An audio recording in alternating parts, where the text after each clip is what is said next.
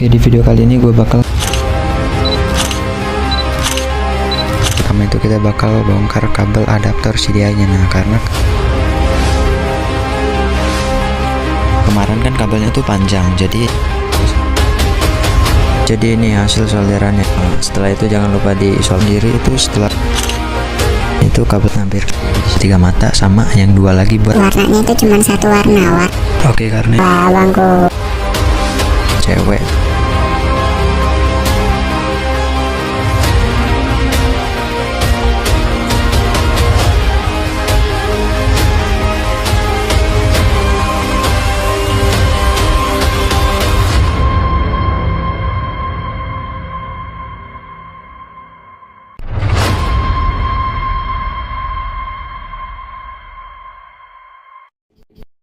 Oke, di video kemarin kan kita udah ngerapihin kabel-kabel sama buat relay sama buat lampunya. Nah, di video kali ini gue bakal masang soket arus positif yang dari kunci kontak ke saklar ke CDI. Nah, habis itu kita baru lanjut lagi masang yang udah dirapiin kemarin ya ke motornya. Oke, di sini gue pakai soket yang 1 pin karena kalau untuk yang 4 pin takutnya nggak masuk ke wadahnya. Nah, bagi yang belum tahu, jadi kabel lampu utama di motor gue ini acak-acakan. Nah, jadi gue di sini tuh bakal ngerapiin dengan cara yang sederhana dengan bahan yang minim. Nah, kayak cuman pakai pelindung kabel sama soket aja. Cuman itu aja. Nah, untuk hasilnya kalian lihat sendiri ntar ya, rapi apa enggak. Gue hampir aja lupa buat ngerapiin kabel positif CDI, TSS sama kabel massa. Jadi sekarang kita ngerapin ini dulu. Tapi ini gue buat simple aja, cuman ngasih pelindung kabelnya aja. Nah, jadi ini pas sudah selesainya. Untuk kabel plus yang dari CDI itu gue kasih soket 1 pin untuk ke kunci kontaknya, ntar biar enak gue kalau ada kerusakan jadi lepasnya enak. Sebelum masang kabel lampu, kita bakal masang yang barusan selesai dulu ya. Untuk cara pemasangannya itu nggak sulit ya. Pertama, kita tentuin dulu tempat yang mau dijadiin jalur kabelnya. Nah, usahakan tuh kabelnya itu nggak mengganggu. Pas bodinya dipasang juga kabelnya nggak kejepit. Takutnya dia kalau kejepit lama kelamaan ada kemungkinan bisa terjadi konsleting atau konslet. Oke, di sini udah gua langsung kabel tis. Tapi kabel tisnya itu nggak gua langsung putusin supaya kalau ada perubahan jangan itu masih bisa dilepas, terusnya masih bisa dipakai lagi kabel tisnya. Gitu. Oke, untuk kabel yang positif CDI sama TSS sudah selesai, kita tinggal sambungin ke CDI nya aja. Kita sekarang lanjut ke kabel yang perlampuannya, itu yang paling lama sih. Ngomong-ngomong perlampuan nih, di motor gua lampu utama sama lampu D2 laser itu masing-masing pakai relay ya. Bagi yang belum tahu relay itu apa, setelah gua membaca beberapa informasi, gua bakal terangin sederhana ya. Jadi relay itu berfungsi supaya saklar itu nggak panasnya berlebih gitu loh. Nah, kenapa hal ini tuh bisa terjadi? Jadi ketika kita memposisikan saklar ke posisi on atau hidup, arus kecil yang keluar dari saklar itu bakal ngaktifin relay. Nah, setelah itu relay bakal ngalirin arus yang besar dari aki ke lampu. Jadi beban arus lampu itu nggak langsung dibebanin ke relay, ke saklar maksudnya. Nah, selain itu juga relay ini bisa ngasih arus yang lebih stabil daripada kita langsung ngelewatin saklar aja nggak pakai relay. Oke, jadi di sini masangnya udah selesai, tinggal kita ngerapin yang ada di CDI itu ya. Selain relay, di sistem kelistrikan kendaraan baik motor dan mobil itu pasti ada fuse atau sekring. Fuse itu sendiri berfungsi untuk pengaman sistem. Simpelnya gini, misal kita masang sekring 10 ampere di sistem perlampuan kita.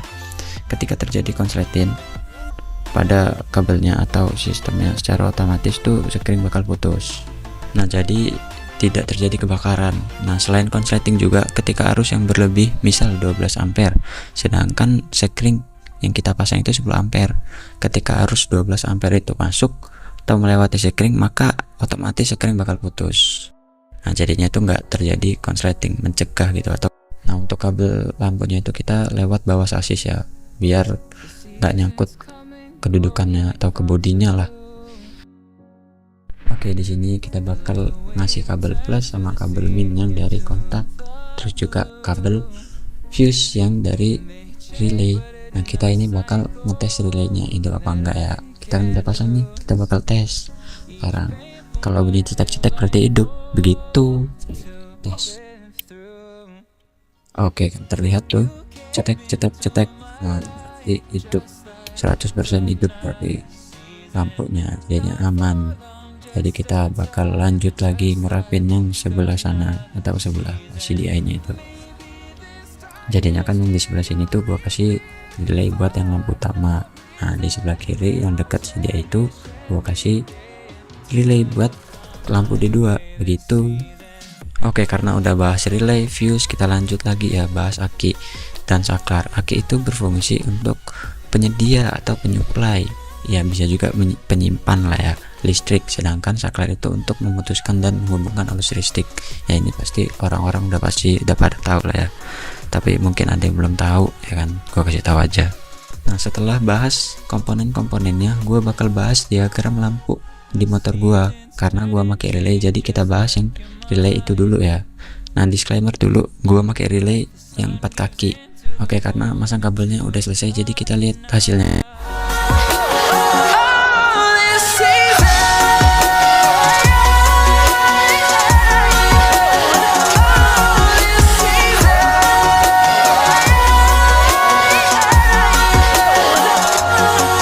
Each time of year carries memory. Oke, lanjut bahas yang tadi. Jadi di setiap kaki relay itu punya kode-kode yang beda-beda dan punya fungsi yang beda-beda juga. Ada kode 30, 85, 86, 87. Nah, untuk kaki kode 30 itu kehubung ke arus positif aki langsung. Kemudian 85 itu ke arus negatif aki langsung. Sedangkan 86 kehubung ke saklar. Kemudian yang terakhir 87 itu kehubung ke beban atau lampu. Nah, biar enak nih, gue bakal gambarin ntar, langsung gue kasih dari sebelum video ini sih ya, video yang hitam ini gue kasih gambarnya.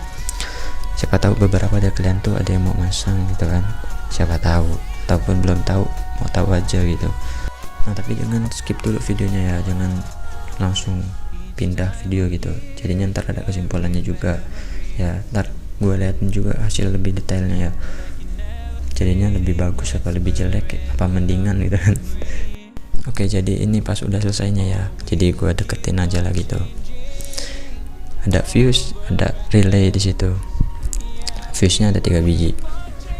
Nah, jadinya kesimpulan yang bisa kita ambil dari video ini tuh, atau kita ambil dari kejadian ini tuh, dengan cara yang sederhana dan bahan yang minim tuh lumayan bisa menghasilkan hasil yang lebih baik daripada sebelumnya.